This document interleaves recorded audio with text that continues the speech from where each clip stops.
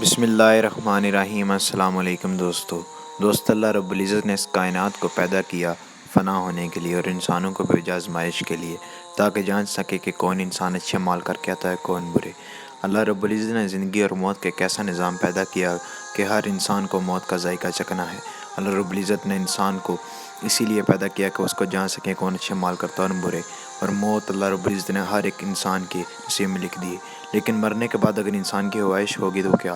اللہ رب العزت نے قرآن میں فرمایا کہ مرنے کے بعد انسان کہے گا اے رب مجھے تھوڑی دیر کے لیے واپس بھیج دے تاکہ میں صدقہ کروں اور نیک لوگوں میں شامل ہو جاؤں۔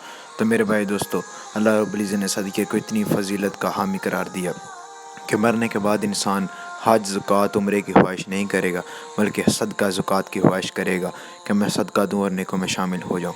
صدقہ اللہ رب العزت کے غصہ کو ٹھنڈی کرتا ہے اور بری موت سے بھی بچاتا ہے۔ صدقہ اللہ رب العزت کے انسان کو قریب کر دیتا ہے۔ تو میرے بھائی دوستو، آج سے ہم سب نیت کریں کہ انشاءاللہ زیادہ سے زیادہ صدقہ کریں گے، کیونکہ موت تو ہم سب نے چکھنی ہے۔ موت ایک اٹل حقیقت ہے جو کہ کوئی بھی نہیں روک سکتا، لیکن صدقہ بری موت سے بچاتا ہے۔